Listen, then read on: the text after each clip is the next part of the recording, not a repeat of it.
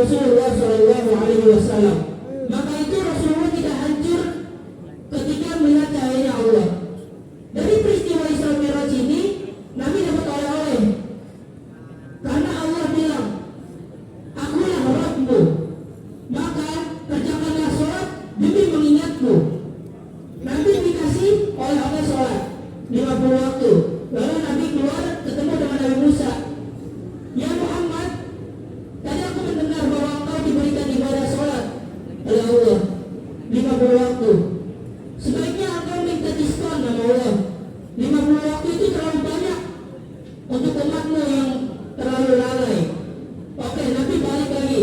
Sampai beberapa kali Nabi balik, sisa 5 waktu, yaitu sholat sekarang ini. Setelah itu Nabi pulang, Nabi menyampaikan kepada sahabat, nih Nabi jalan di sepertiga malam, subuh udah di Masjidil Haram lagi nih. Dari Masjidil Haram lagi, ngomong kepada sahabat, ya umatku, semalam aku diperjalankan.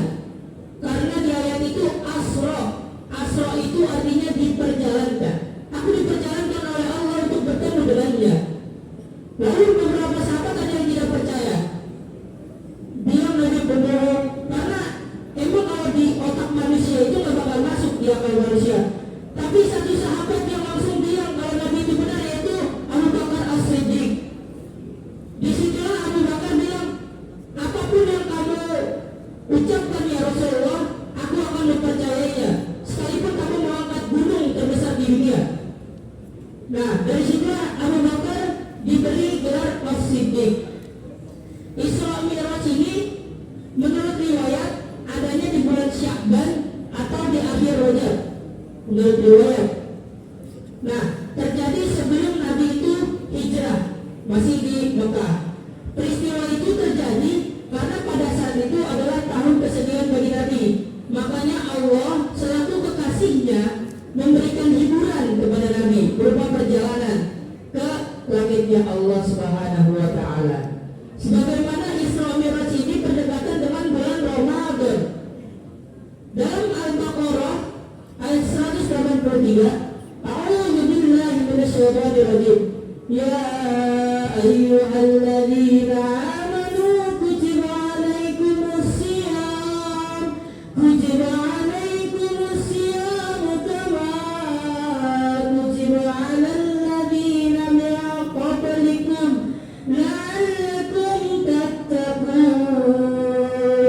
Ya ayyuhalladzina amanu, wahai orang-orang yang beriman, diwajibkan atas engkau untuk berpuasa dan diwajibkan atas orang-orang sebelum engkau untuk bertakwa.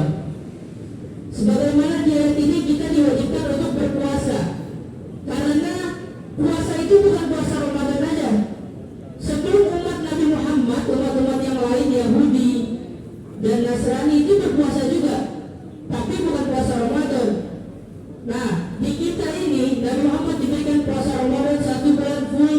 Di situ untuk kita beribadah, di situ untuk kita memperbaiki diri, mensucikan diri. Karena 1 pahala di hari biasa dikali 1000 pahala di bulan Ramadan.